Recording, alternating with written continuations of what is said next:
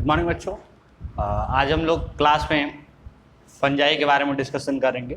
हम लोगों ने लास्ट क्लास में फंजाई के बारे में डिस्कशन किया था। वहाँ पे मैंने बताया था कि फंजाई का बॉडी स्ट्रक्चर कैसा होता है, फंजाई के अंदर कौन किस तरह के सेल्स होते हैं। मैंने बताया था फंजाई का जो सेल वॉल होता है कैसा होता है। मैंने कॉस्मोपॉलिटन बताया था फंजाई को, क्योंकि वो हर तरह के हैबिटाट में पाए जाते हैं। फंजाई जो होते हैं उनके लिए एक फेवरेबल कंडीशन बताया था कि किस फेवरेबल कंडीशन के अंदर फंजाई का ग्रोथ ज़्यादा होता है। बताया था humid and temperate condition, warm condition के अंदर। और फिर मैंने आपको उनके बॉडी के अंदर रिप्रोडक्शन का टाइप बताया था कि असेक्सुअल रिप्रोडक्शन करते हैं तो उनके अंदर फ्रेगमेंटेशन, बर्डिंग, बाइंडरी फ्यूजन जैसा वहाँ पे वेजिटेटिव प्रोपोगेशन होता है। कुछ स्पोर का फॉर्मेशन होता है जैसे कोरोनिडियोस्पोर, जू स्पोर, स्पॉन्जियोस्पोर के बारे में बताया था। फिर आपको बताया था कि सेक्सुअल रिप्रोडक्शन में कौन कौन से स्टेप्स होते हैं। पहले प्लाज्मोगैमी होता है, फिर कैरियोगैमी होता है। अगर कैरियोगैमी नहीं होता तो कैरियोकाइनेसिस होता है, कैरियन होता है। फिर कैरियोगैमी होता है और फिर वहाँ पे स्पोर का फॉर्मेशन, जाइगो स्पोर का फॉर्मेशन होता है। फिर स्पोर का फॉर्मेशन करके और वो स्पोर जर्मिनेट होकर नया ऑर्गेनिज्म बनाता है। तो ये सारी कहानी मैंने लास्ट क्लास में आपको बता दी थी। फिर स्पोर के टाइप बताया था, एस्कोस्पोर एस्कोमाइसिटीज में, बेसिडियोस्पोर बेसिडियोमाइसिटीज में, ऊ स्पोर बताया था आपको वहाँ पे फाइकोमाइसिटीज के अंदर, ड्यूट्रोमाइसिटीज के अंदर किसी भी तरह का स्पोर का फॉर्मेशन नहीं होता। फिर मैंने टाइप ऑफ या क्लासिफिकेशन ऑफ फंजाई बताया था। फंजाई को अलग अलग ग्रुप में बांटा गया ऑन द बेसिस ऑफ कौन कौन से कैरेक्टर, मतलब माइसिलियम का क्या स्ट्रक्चर है, उसकी क्या मॉर्फोलॉजी, उसके बेसिस पे कौन कौन सा सेक्सुअल मोड ऑफ रिप्रोडक्शन या कौन सा स्पोर का फॉर्मेशन होता है, कौन सा सेक्सुअल मोड ऑफ रिप्रोडक्शन होता है, या कौन सी फ्रूटिंग बॉडी उसके अंदर इंडोजिनस फ्रूटिंग बॉडी बनती है, एक्सोजिनस फ्रूटिंग बॉडी बनती है। तो इसके बेसिस पे हमने क्लासिफिकेशन किया था। और क्लासिफिकेशन में हम लोगों ने वहाँ पे फंजाई को 4 ग्रुप में डिवाइड किया था। कौन कौन सा ग्रुप था उसके बारे में देख लेते हैं। फंजाई को 4 ग्रुप में डिवाइड किया था। कौन कौन सा ग्रुप था? फंगी को 4 ग्रुप में डिवाइड किया गया था। कौन कौन सा ग्रुप था बेटा, नाम बताओ, फिर हम लोग एक करके चारों ग्रुप को पढ़ेंगे। हम लोगों ने सबसे पहले देखा था फाइकोमाइसिटीज। सबसे पहले क्या देखा था? फाइकोमाइसिटीज। फिर हमने देखा था एस्कोमाइसिटीज, फिर हमने देखा था बेसिडियोमाइसिटीज, ठीक है। और फिर हमने देखा था वहाँ पे ड्यूट्रोमाइसिटीज। तो ये 4 ग्रुप बने थे जब क्लासिफिकेशन किया था किसका? फंजाई का। Phycomycetes, ascomycetes, basidiomycetes and Deuteromycetes. तो हम एक एक करके इन चारों ग्रुप का डिस्कशन करते हैं डिटेल की क्या क्या कैरेक्टर्स होते हैं इन चारों ग्रुप के अंदर के जो ऑर्गेनिजम्स होते हैं। हमको सबसे पहले यहाँ पे डिस्कशन करना है फाइकोमाइसिटीज के बारे में। किसके बारे में डिस्कशन करना है? फाइकोमाइसिटीज के बारे में। देखो फाइकोमाइसिटीज के अंदर जितने भी फंगी होते हैं, फाइकोमाइसिटीज जो फंगी होते हैं उनको हम एल्गल फंगी भी कहते हैं। उनको हम क्या कहते हैं? Algal fungi. They are also known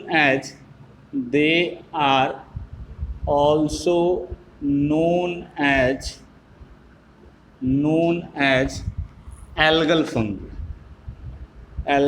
fungi. उनको एल्गल फंगी के नाम से भी जाना जाता है। ठीक है, पहला पॉइंट ये हो गया। दूसरा पॉइंट इनके में क्या होता है?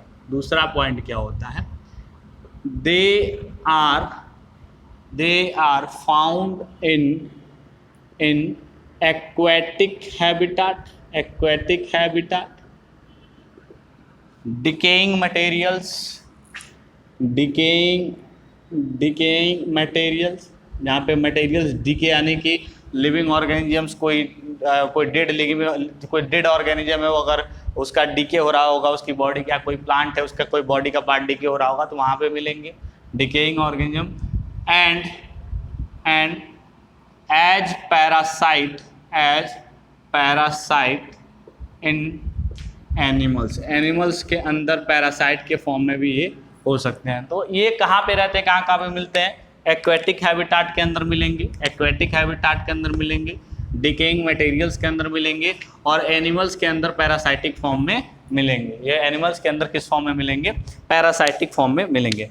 अब बात करते हैं इनके माइसीलियम की। बात क्या करते हैं इनके? माइसीलियम की। एक बहुत ज़्यादा चीज़ें इसमें नहीं जाननी है। कहाँ पे रहते हैं, क्या माइसीलियम का स्ट्रक्चर होता है। इनका जो माइसीलियम होता है, माइसीलियम इज सिनोसिटिक, सिनोसिटिक। इनका माइसीलियम जो होता है वो क्या होता है, सिनोसिटिक होता है। इनका माइसीलियम क्या होता है, सिनोसिटिक माइसीलियम। इनका जो माइसीलियम होता है वो सिनोसिटिक होता है। एंड एसेप्टेट होता है, इसीलिए सिनोसिटिक होता है। इन एक्चुअल क्या है कि जब मैंने तुमको कल हाइफी का स्ट्रक्चर, जैसे माइसीलियम का जो नेचर होगा वही नेचर किसका होगा, हाइफी का। मैंने तुम्हें बताया था कि एक सिलेंड्रिकल फिलामेंटल स्ट्रक्चर होता है फंजाई की बॉडी के फिलामेंटस पार्ट में, उस पार्ट को हम क्या कहते हैं, हाइफी कहते हैं। उस पार्ट को क्या कहते हैं, हाइफी कहते हैं। अब इस हाइफी के अंदर साइटोप्लाज्म होता है और साइटोप्लाज्म के अंदर न्यूक्लियस होता है। अगर ये न्यूक्लियस को एक वॉल से अगर इसको सेपरेट किया गया, ऐसे सेपरेट किया गया, तो ये क्या हो जाएगा, सेप्टेट हाइफी। और अगर सेपरेट नहीं किया गया तो क्या हो जाएगा, एसेप्टेट हाइफी। अगर सेप्टेट है तो सारे कंपार्टमेंट में एक एक क्या है, न्यूक्लियस है, तो वो यूनिन्यूक्लिएट हो गया। अगर सेप्टेट नहीं रहता तो एक सारे न्यूक्लियस एक साथ इस पूरे के पूरे कंपार्टमेंट में रहते, कंपार्टमेंट एक ही होता, ढेर सारे न्यूक्लियस होते, तो उसको हम क्या कहेंगे, सिनोसिटिक मल्टी न्यूक्लिएटेड हाइफी कहते हैं। और इस हाइफी का नेटवर्क को क्या कहते हैं, माइसीलियम। तो अगर यहाँ पे माइसीलियम सिनोसिटिक है तो यानी कि हाइफी भी क्या रहा होगा, सिनोसिटिक रहा होगा। माइसीलियम एसेप्टेट है तो हाइफी भी क्या रहा होगा, एसेप्टेट रहा होगा। आई बात समझ में, यहाँ पे क्लियर है, बात समझ में आ गई। तो इनकी बॉडी के अंदर जो माइसीलियम होता है वो माइसीलियम क्या होता है, सिनोसिटिक एंड एसेप्टेट होता है। अब बात करते हैं इनके अंदर रिप्रोडक्शन की। अब इनके अंदर रिप्रोडक्शन की जब बात करेंगे तो रिप्रोडक्शन में ये क्या, इनके अंदर क्या, ये क्या शो करते हैं, देखो इनका रिप्रोडक्शन कैसे होता है। रिप्रोडक्शन दो तरीके से करते हैं। अगर ये एसेक्सुअल रिप्रोडक्शन कर रहे हैं, क्या कर रहे हैं, एसेक्सुअल रिप्रोडक्शन, तो ये दो तरह का स्पोर का फॉर्मेशन करते हैं। एसेक्सुअल रिप्रोडक्शन करने के लिए दो तरह के स्पोर का फॉर्मेशन करते हैं। स्पोर जो है वो हो सकता है जू स्पोर। क्या हो सकता है, जू स्पोर। जू स्पोर का मतलब ऐसा स्पोर जिसके सरफेस पे क्या हो, फ्लैजिला प्रेजेंट हो, यानी कि वो मोटाइल हो, वो क्या मूव करने की कैपेबिलिटी रखता हो। जू स्पोर का मतलब क्या होता है, मोटाइल स्पोर होता है। मतलब ये स्पोर क्या होगा, अपने आप मूव कर सकता है, तो मोटाइल स्पोर होगा। या फिर एप्लेनोस्पोर, क्या होगा, एप्लेनोस्पोर, ऐसा स्पोर जिसके अंदर मोटाइलिटी नहीं हो, तो ये क्या है, नॉन मोटाइल स्पोर। ये क्या है, नॉन मोटाइल। दो तरह का ये स्पोर प्रोड्यूस कर सकते हैं, या तो वो स्पोर क्या होगा, मोटाइल होगा, या फिर स्पोर क्या होगा, नॉन मोटाइल। अगर मोटाइल स्पोर है तो उसको हम क्या कहेंगे, जू स्पोर। अगर नॉन मोटाइल स्पोर है तो उसको क्या कहेंगे, एप्लेनोस्पोर। ये स्पोर ये प्लांट की बॉडी जो है, ये जो प्लांट फंगी की जो बॉडी है, वो फंगी की बॉडी ये दो तरह का स्पोर प्रोड्यूस करेगी। ये स्पोर जब उसकी बॉडी से रिलीज होंगे तो जहाँ पे भी जाएंगे वहाँ पे जाके एक नए फंगाई का फॉर्मेशन करेंगे। बात समझ में आ गई। तो ये दो तरह का स्पोर प्रोड्यूस करते हैं, एक जू स्पोर और एक एप्लेनोस्पोर। एक जू स्पोर और एक एप्लेनोस्पोर। ये जो दोनों स्पोर हैं, जू स्पोर एंड एप्लेनोस्पोर, ये प्रोड्यूस होते हैं किसके अंदर, स्पोरेंजिया के अंदर। ये कहाँ पे प्रोड्यूस होते हैं, स्पोरेंजिया के अंदर। स्पोरेंजिया एक थैली जैसा स्ट्रक्चर होता है, इसी स्पोरेंजिया के अंदर, इनसाइड स्पोरेंजिया, कहाँ पे, इनसाइड स्पोरेंजिया, स्पोरेंजिया के अंदर प्रोड्यूस होते हैं। चूंकि स्पोरेंजिया के इनसाइड प्रोड्यूस होते हैं, इसलिए इस तरह के प्रोडक्शन को कहा जाता है एंडोजीनस प्रोडक्शन। तो इसलिए हम यहाँ पे वर्ड यूज कर सकते हैं कि they are endogenously produced in where, sporangia. और ये दोनों क्या है, स्पोरेंजियोस्पोर कह सकते हो, या फिर जू स्पोर और एप्लेनोस्पोर। जू स्पोर क्या है, मोटाइल स्पोर, एप्लेनोस्पोर क्या है, नॉन मोटाइल स्पोर। दोनों कहाँ पे प्रोड्यूस हुए, स्पोरेंजिया में, इसलिए इन दोनों को क्या कह सकते हैं, स्पोरेंजियोस्पोर। स्पोरेंजियोस्पोर के स्पोरेंजिया के अंदर प्रोड्यूस हुए, इसलिए इनको एंडोजीनस। अगर उसके बाहर सरफेस पे प्रोड्यूस हुए होते तो क्या कहते हैं, एक्सोजीनस। लेकिन प्रोड्यूस कहाँ पे हो गए, उसके अंदर, इसलिए इसको हम क्या कहेंगे, एंडोजीनियसली प्रोड्यूस। यानी कि ये वो स्पोरेंजिया के अंदर प्रोड्यूस हुए हैं। कहाँ पे प्रोड्यूस हुए हैं, स्पोरेंजिया के अंदर। ये नोट करिए, फिर हम लोग सेक्सुअल रिप्रोडक्शन देखते हैं इनके अंदर कैसे होता है।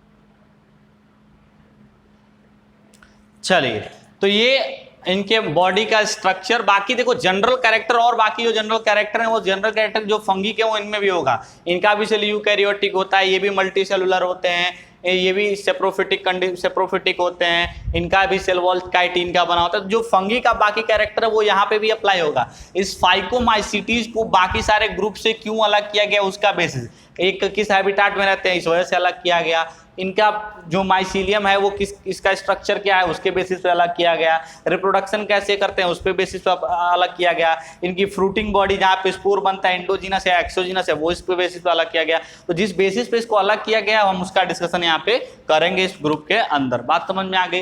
तो अभी हम लोग यहाँ पे देखेंगे कि इनके अंदर सेक्सुअल रिप्रोडक्शन कैसे होता है।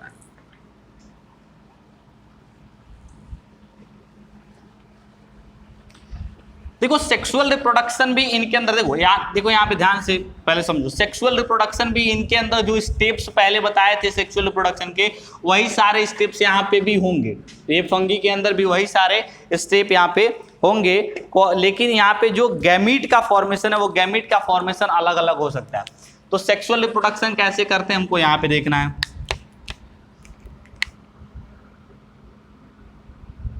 दे कैन sexually reproduce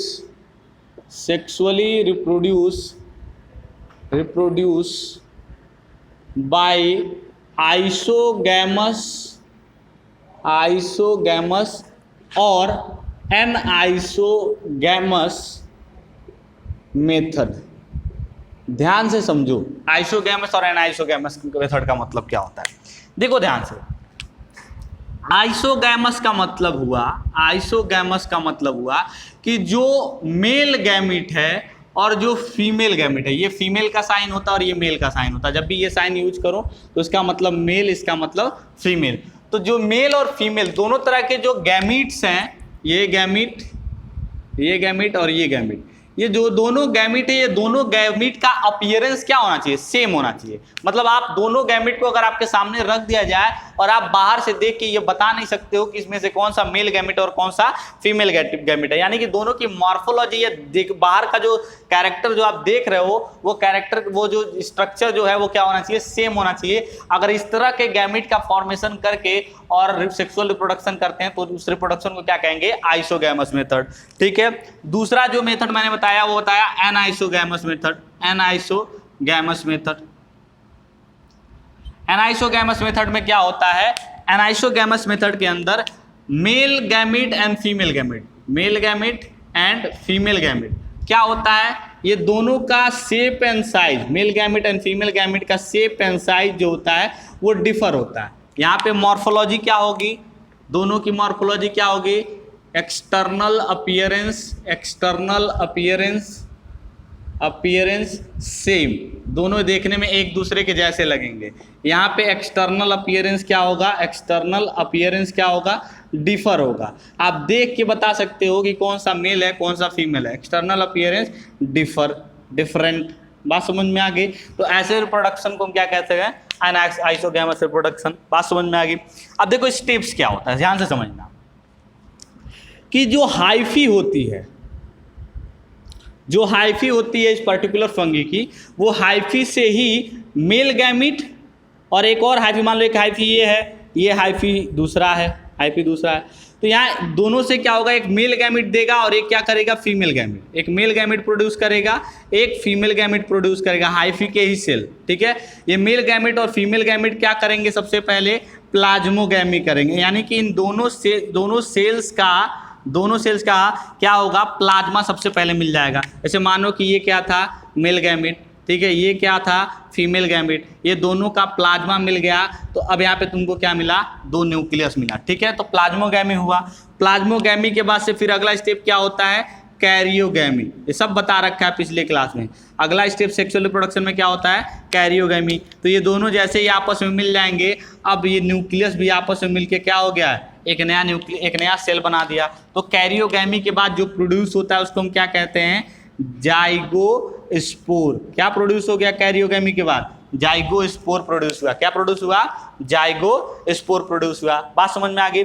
फिर इस जाइगोस्पोर के अंदर क्या होता है, मियोसिस होता है। इस जाइगोस्पोर के अंदर क्या होता है, मियोसिस। देखो ध्यान से, ये गैमीट था, तो गैमीट था तो इसका प्लॉइडी क्या था, एन था, इसका प्लॉइडी क्या था, एन था। ये जो जाइगोस्पोर प्रोड्यूस हुआ इसकी प्लॉइडी क्या हो गई, 2n, यानी कि जाइगोस्पोर की प्लॉइडी क्या हो गई, 2n। इसके अंदर मियोसिस होगा और मियोसिस के बाद फिर क्या प्रोड्यूस होंगे, स्पोर प्रोड्यूस होगा। मियोसिस के बाद क्या प्रोड्यूस होगा, स्पोर, और ये स्पोर की प्लॉइडी क्या हो जाएगी, एन। देखो यहाँ ध्यान से, हाइफी भी कैसा था, एन प्लॉइडी का, इसने गैमेट प्रोड्यूस किया एन प्लॉइडी का। हाइफी कैसा था, एन प्लॉइडी का, गैमेट प्रोड्यूस किया एन प्लॉइडी का। मतलब इसमें number of chromosome half, number of chromosome half. जैसे ही जाइगोस्पोर बना नंबर ऑफ क्रोमोसोम क्या हो गए, फुल। लेकिन जैसे ही मियोसिस हुआ नंबर ऑफ क्रोमोसोम क्या हो गए, हाफ। तो ये नंबर ऑफ क्रोमोसोम हो गए हाफ। फिर से क्या होगा, यहाँ पे स्पोर बनेगा और स्पोर फिर से क्या बना देगा, न्यू माइसीलियम बना देगा। क्या बना देगा, न्यू माइसीलियम, यानी कि नया फंगी बना देगा। क्या बना देगा, न्यू फंजाई बना देगा।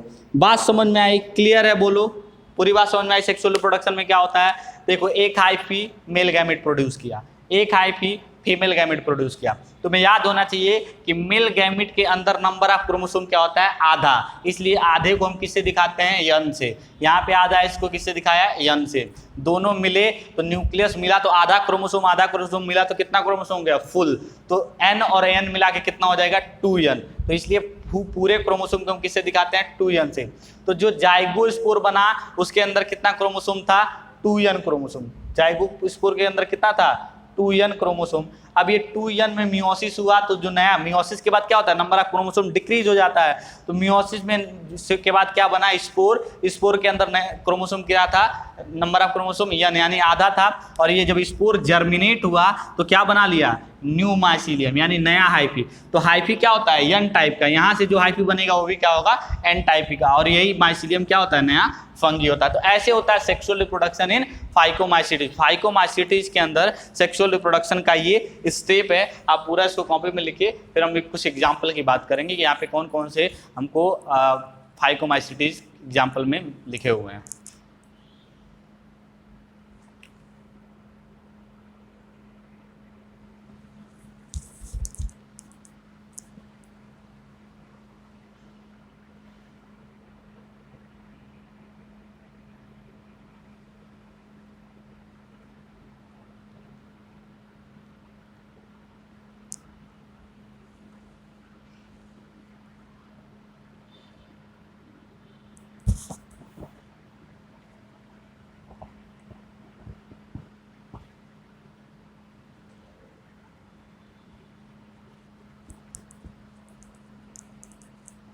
चलिए हो गया। आइए फिर अब अगला टॉपिक इसमें देखते हैं क्या क्या एग्जाम्पल, कौन से एग्जाम्पल आपको फाइकोमाइसीटीज के याद रखने पड़ेंगे। कौन से एग्जाम्पल फाइकोमाइसीटीज के आपको याद रखने पड़ेंगे। देखो एग्जाम्पल याद रखना बहुत जरूरी है, खासकर वो एग्जाम्पल जो आपके एनसीईआरटी की किताबों में लिखा हुआ है, क्योंकि वो एग्जाम्पल आपको उसी एग्जाम्पल पे बेस्ड क्वेश्चन आपसे पूछे जाएंगे। आपसे वो पूछ सकते हैं कि पर्टिकुलर एग्जाम्पल का नाम देखे, वो आपसे ये थोड़ा ना पूछेंगे कि फाइकोमाइसीटीज का ये कैरेक्टर होता है या नहीं होता है। आपसे वो उसमें से किसी एक उस पर्टिकुलर ग्रुप से कोई एग्जाम्पल लेके उस पर बेस्ड क्वेश्चन पूछेंगे। अभी मैं वो क्वेश्चन भी कराऊंगा, तो यहाँ पे ध्यान से आप लोग देखिए। वर्ड्स थोड़े टफ लग सकते हैं, लेकिन एक दो बार आप पढ़ोगे तो ये सारे के सारे वर्ड आपके लिए आसान हो जाएंगे। तो फाइकोमाइसीटीज के अंदर आप यहाँ पे देखो कौन से एग्जाम्पल है।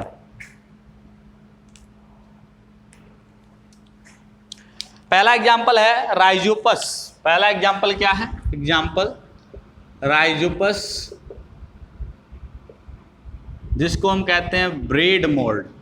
ब्रेड मोल्ड, आप जब ब्रेड खुले में रख दीजिए थोड़े टाइम तक, उस पर जो लेयर बन जाता है उसको हम कहते हैं राइजोपस, ब्रेड मोल्ड। फिर एक होता है म्यूकर, एक एग्जाम्पल क्या होता है, म्यूकर। और फिर दूसरा जो एग्जाम्पल होता है अल्ब्यूगो। दूसरा एग्जाम्पल क्या होता है, अल्ब्यूगो। इस अल्ब्यूगो को कहते हैं, ये अल्ब्यूगो जो होता है ये मस्टर्ड के ऊपर पैरासाइटिक फॉर्म में रहता है। ये कहाँ पे रहता है, पैरासाइट ऑन मस्टर्ड। मस्टर्ड पर पैरासाइट के फॉर्म में ये अल्ब्यूगो रहता है। देखो ध्यान से, याद रखने का तरीका मैं बताता हूँ। ये याद रखने के लिए कुछ न्यूमोनिक अगर आप अपने मन से बना सकते हो तो बना सकते हो। मैं जिससे इस चीज़ को याद रखता हूँ मैं वो बताने जा रहा हूँ। राइजोपस को आप लिख सकते हो रहीम, राइजोपस को लिख सकते हो रहीम। म्यूकोर का से लिख सकते हो मेको, मेको मतलब मेरे को, ठीक है। और एल्बुगो को लिख सकते हो आलू, एल्बुगो को लिख सकते हो आलू। और फेको, फाइको वर्ड, फाइकोमाइसिटीज यहाँ पे लिख लो, फाइकोमाइसिटीज। भाई ये भी तो याद रहना चाहिए कि किस ग्रुप के लिए ये न्यूमोनिक है। राइजोपस, म्यूकोर, अल्ब्यूगो किसके एग्जाम्पल है? फाइकोमाइसिटीज के। तो यहाँ पे लिख सकते हो रहीम, मेको, आलू, फेको, रहीम, मेको, आलू, फेको। इससे याद रख सकते हो। देखो नाम याद रहेंगे तो कंफ्यूजन नहीं होगा कि कौन किस ग्रुप का है। नाम पहले तो सारे आपको याद रहने चाहिए। अब मान लो सारे नाम याद है, उसमें से आपको ये देखना है कि कौन सा फाइकोमाइसिटीज का है, तो आप ये न्यूमोनिक यूज करके ये बता सकते हो। रहीम से राइजोपस, मेको, म्यूकोर, आलू से अल्ब्यूगो, फेको से फाइकोमाइसिटीज। ठीक है, तो रहीम, मेको, आलू, फेको, ये इससे आप याद रख सकते हो। नोट करिए इसको, फिर हम लोग अगले टॉपिक पे जाते हैं।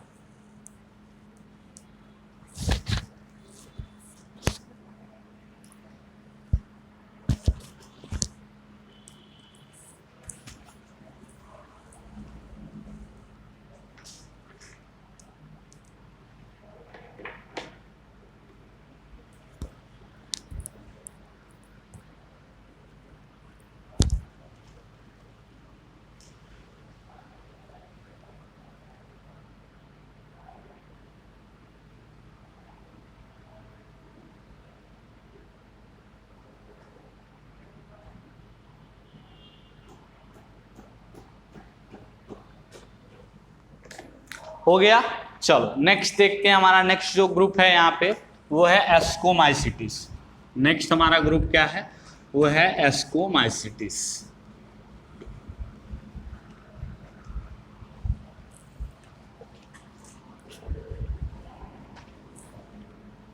नेक्स्ट जो ग्रुप है वो है एस्कोमाइसिटीज।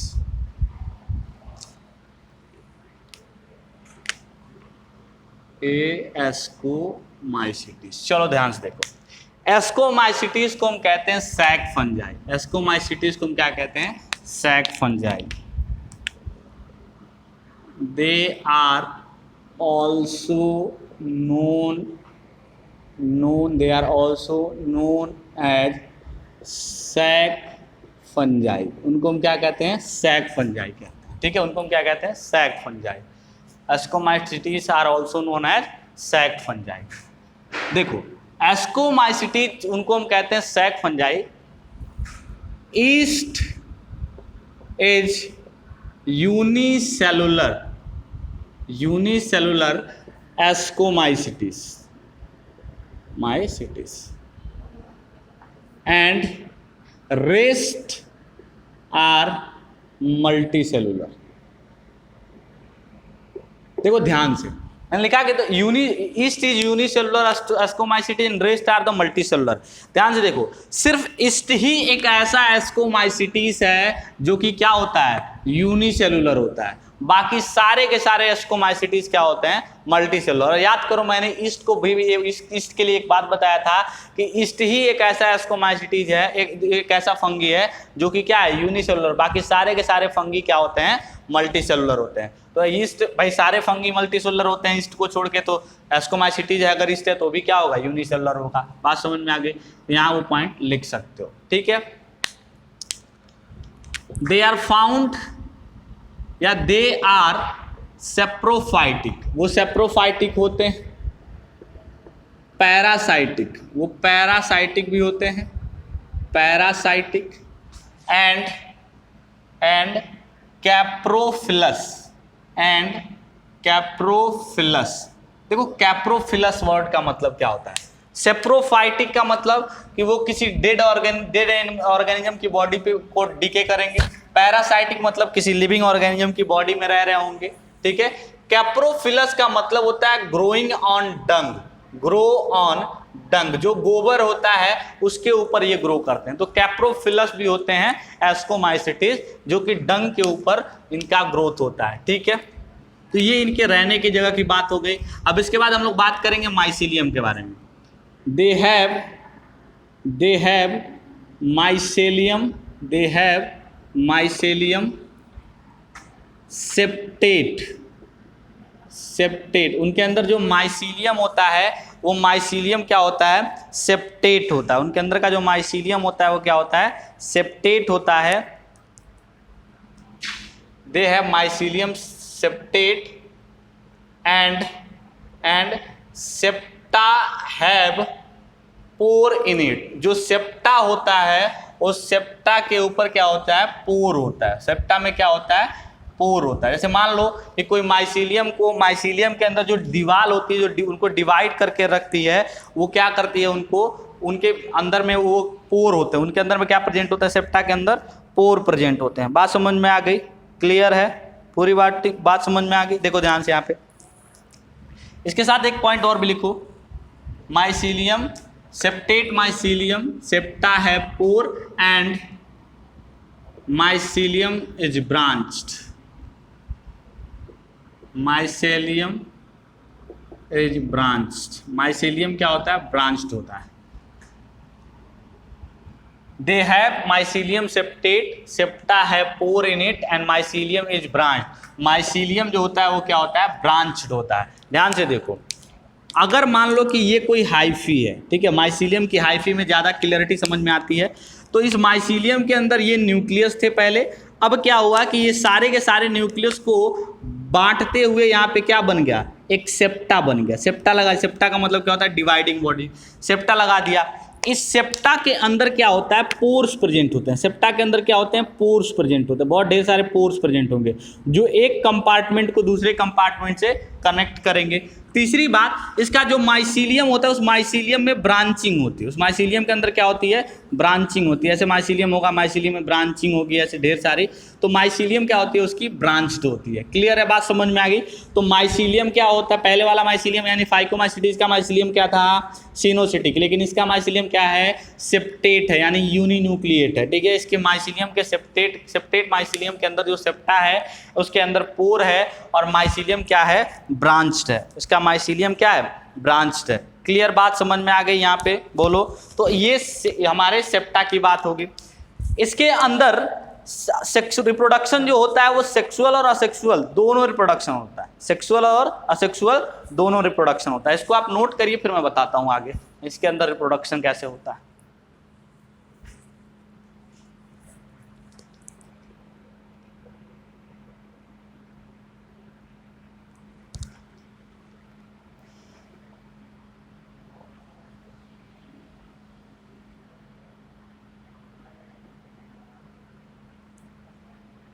चलिए, तो अब इसके रिप्रोडक्शन की बात करते हैं।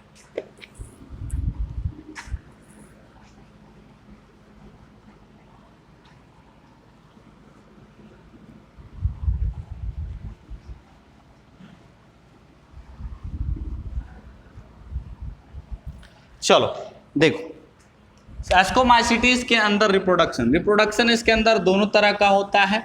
सेक्सुअल एंड एसेक्सुअल दोनों तरह का रिप्रोडक्शन होता है। इसके अंदर सेक्सुअल रिप्रोडक्शन भी होता है and asexual reproduction. Sexual asexual reproduction,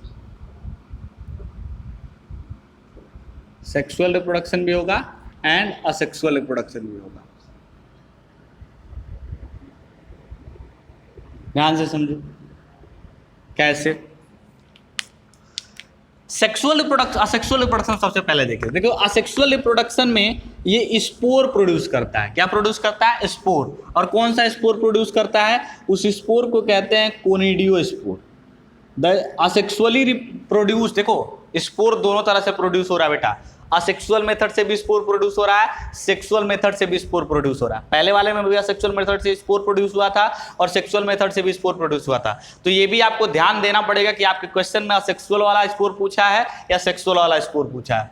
asexual reproduction से स्पोर प्रोड्यूस हो रहा है, उस स्पोर को एस्कोमाइसीटीज में हम क्या कहते हैं, कोनिडियोस्पोर। उस स्पोर को क्या कहते हैं, कोनिडियोस्पोर।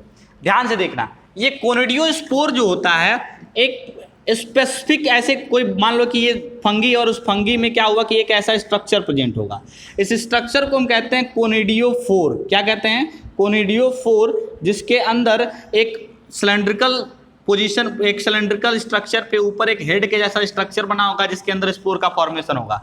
तो कोनिडियोफोर का स्ट्रक्चर कुछ ऐसा होता है और इस कोनिडियोफोर पे बहुत ढेर सारे स्पोर ऐसे प्रोड्यूस होंगे इसके सरफेस के ऊपर। अब सरफेस के ऊपर स्पोर प्रोड्यूस हुए तो इसको एक्सोजीनस कहेंगे या एंडोजीनस कहेंगे? बोलो, इसको एक्सोजीनस कहेंगे या एंडोजीनस? याद करो कि फाइकोमाइसिटीज के अंदर जब स्पोंजियोस्पोर प्रोड्यूस हुआ था, यानी कि स्पोंजिया के अंदर जो स्पोर प्रोड्यूस हुआ था, चाहे वो जू स्पोर था चाहे प्लेनोस्पोर था, वो उसके अंदर प्रोड्यूस हुआ था, इसलिए उसके लिए हम क्या वर्ड यूज करते थे? एंडोजीनस। यहाँ पे जो स्पोर है वो कोनिडियोफोर के ऊपर प्रोड्यूस हो रहा है, उसके सरफेस के ऊपर, इसलिए इसके लिए क्या वर्ड यूज करेंगे? एक्सोजीनियसली। कैसे प्रोड्यूस हो रहा है? एक्सोजीनियसली। तो कोनिडियोफोर के अंदर ये कैसे प्रोड्यूस हो रहा है? एक्सोजीनियस स्पोर है। ये कौन सा स्पोर है? एक्सोजीनियस स्पोर है, जिसका क्या नाम है? कोनिडियोफोर नाम है। और फिर ये स्पोर जब डिस्पर्स होते हैं, यहाँ से जब टूट के निकल के यहाँ से जब डिस्पर्स होकर निकलते हैं तो अलग अलग जगह पे जाके नया माइसीलियम बना देते हैं। बात समझ में आ गई?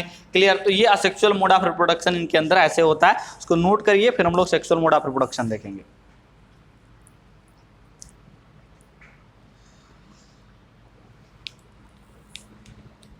ये कोनिडियोस्पोर जो है, ये कोनिडियोस्पोर जर्मिनेट होता है, germinate to give rise new mycelium, नया माइसीलियम बनाता है, यानी कि नया फंगी बनाता है। ठीक है, ये कैसे प्रोड्यूस हुआ है? असेक्सुअली प्रोड्यूस हुआ है। इसके बाद सेक्सुअल रिप्रोडक्शन देखेंगे, फटाफट नोट करिए इसको।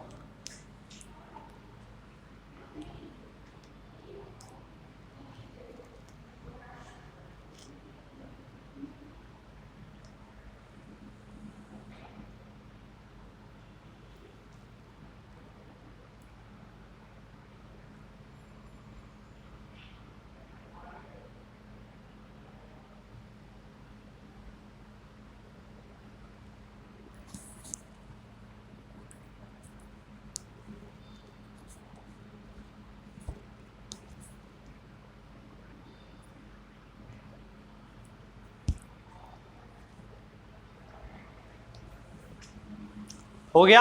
चलो नेक्स्ट देखते हैं सेक्सुअल रिप्रोडक्शन कैसे होता है। मिटाएं इसको, फिर हम लोग सेक्सुअल रिप्रोडक्शन देखेंगे।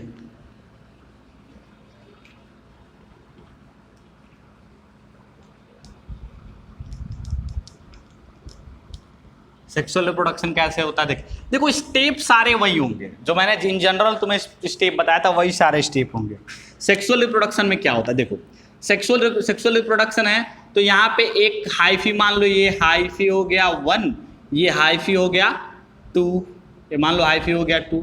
ये हाइफी जो है ये मेल की तरह एक्ट करेगा, तो ये कैसे क्या प्रोड्यूस करेगा? Male gamete. इसके अंदर मेल गैमीट आएगा। ये हाइफी फीमेल की तरह एक्ट करेगा, तो उसके पास से क्या आएगा? Female gamete. तो male gamete and female gamete आए, फीमेल गैमीट आ गए। ये दोनों जब आपस में मिले तो क्या किया?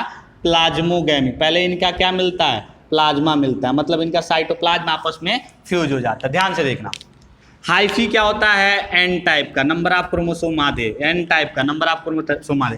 देखो जब भी मैं एन वर्ड यूज करूं, ध्यान से समझो, हम जैसे पूछते हैं क्रोमोसोम, कितना क्रोमोसोम है तुम्हारी बॉडी में? तुम कहते हो 23 पेयर। क्या कहते हो? 23 पेयर। यानी कि जो क्रोमोसोम होता है हमेशा किस में प्रेजेंट होता है? पेयर में। तो अगर मैं ये कहूं कि 2n क्रोमोसोम, मतलब एक n और एक n और n, ये पेयर में 2 n प्रेजेंट है। तो ऐसे ही हम कभी भी जब क्रोमोसोम किसी सेल के अंदर पूरा क्रोमोसोम होता है तो उसको हम कहते हैं 2n, यानी डिप्लॉयड केस।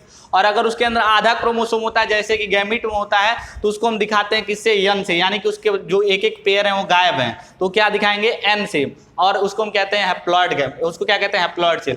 तो यहाँ पे ये क्या है? हाइफी क्या है? हैप्लॉयड है। ये भी क्या है? हैप्लॉयड है। इसने जो गैमीट प्रोड्यूस किया वो भी क्या होगा? n होगा। ये भी गैमीट प्रोड्यूस किया, क्या होगा? n होगा। ये दोनों जब आपस में प्लाज्मोगैमी करेंगे तो प्लाज्मा तो मिल जाएगा, लेकिन इसके अंदर 2 न्यूक्लियस बन जाएंगे।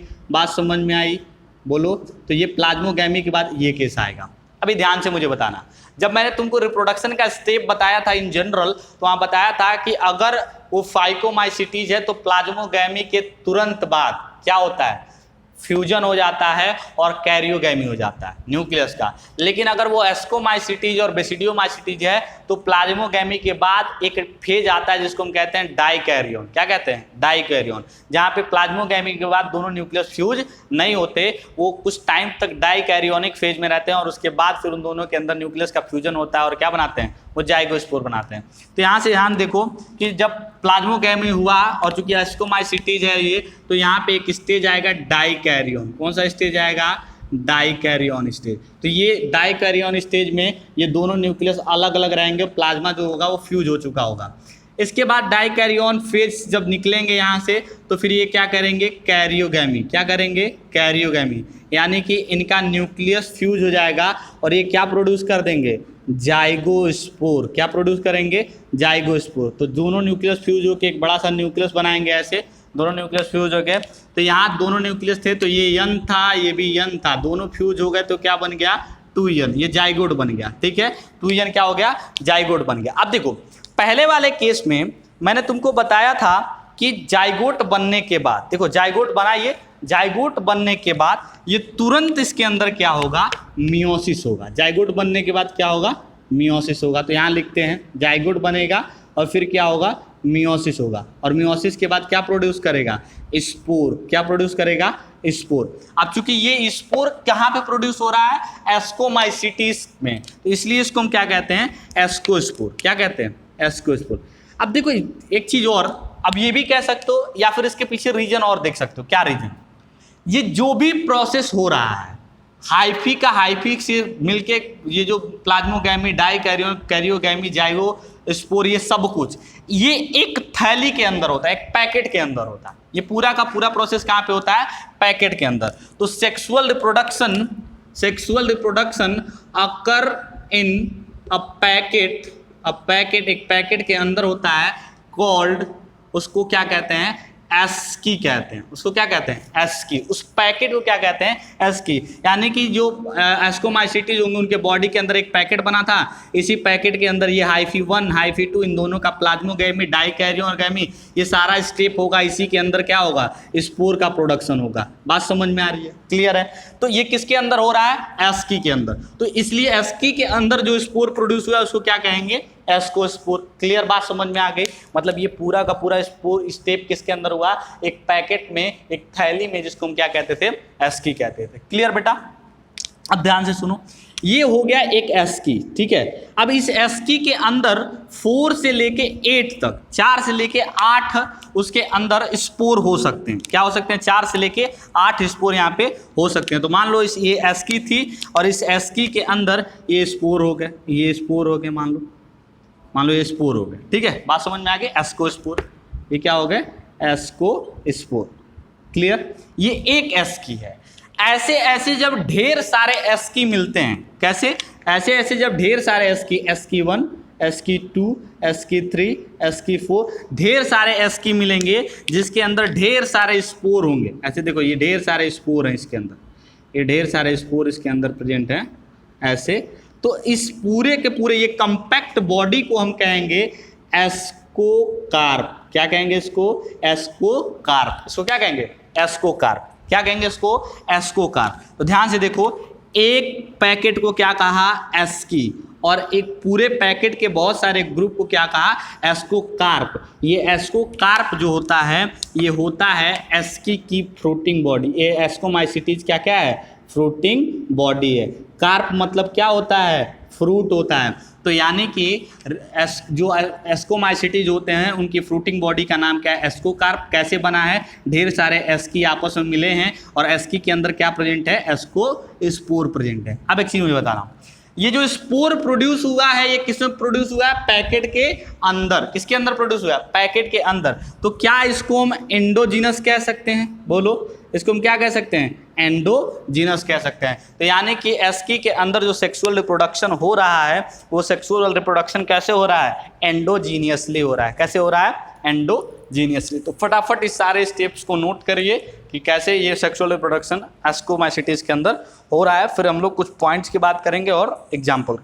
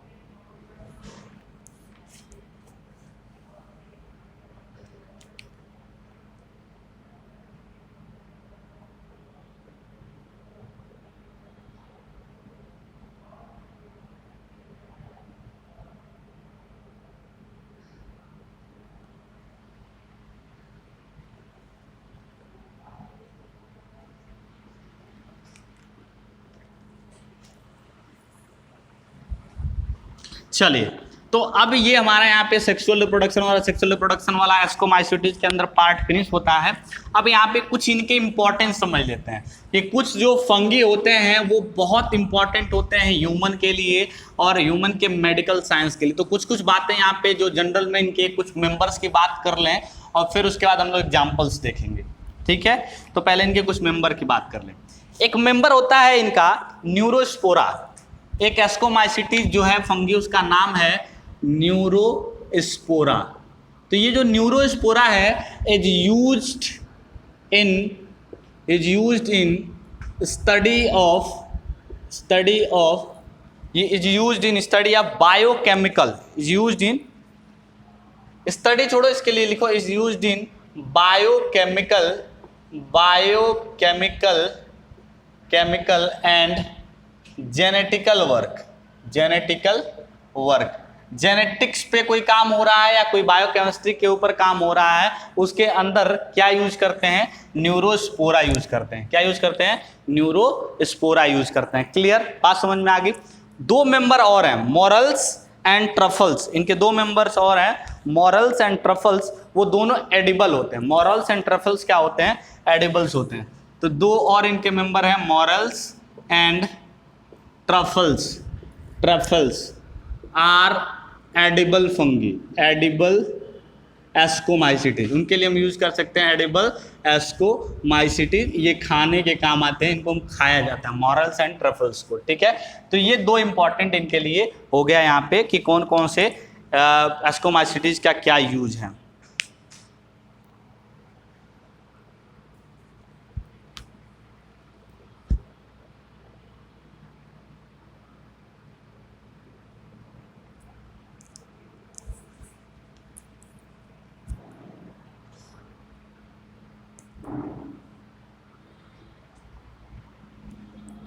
चलिए एग्जाम्पल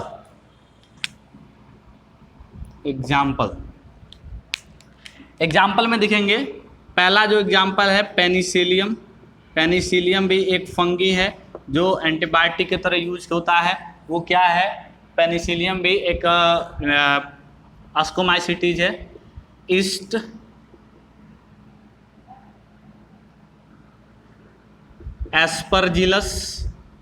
एस्परजिलस न्यूरोस्पोरा भी आपने ऊपर पढ़ा, न्यूरोस्पोरा क्लैविसेप्स,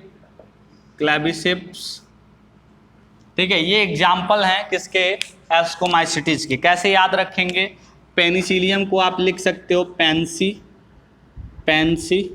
किसी का नाम मान सकते हो, पेंसी को यहाँ पे नाम लिखो, पेंसी को। ईस्ट के लिए यूज कर सकते हो एस्परजिलस के लिए यूज कर सकते हो एस्पर।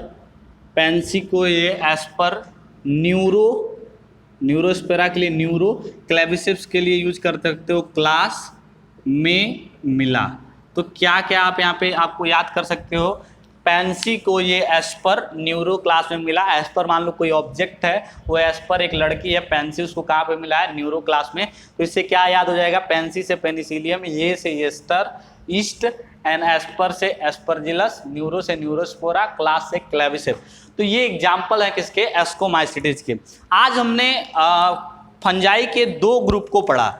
कौन कौन सा, एक पढ़ा फाइकोमाइसिटी, दूसरा पढ़ा एस्कोमाइसिटी। दोनों ग्रुप बहुत इंपॉर्टेंट है, क्वेश्चन बहुत पूछा जाता है। आपको इसमें याद क्या रखना है, उनके माइसीलियम का स्ट्रक्चर बेसिकली याद रखना है। उनमें कौन कौन से स्पोर प्रोड्यूस होते हैं, कौन से असेक्सुअल स्पोर, कौन से सेक्सुअल स्पोर, कौन किस फेज में डाइकैरियोन आता है, किस वाले सेक्सुअल रिप्रोडक्शन में, किस में नहीं आता है, कौन एक्सोजीनस प्रोड्यूस हो रहा है, कौन एंडोजीनस प्रोड्यूस हो रहा है, ठीक है।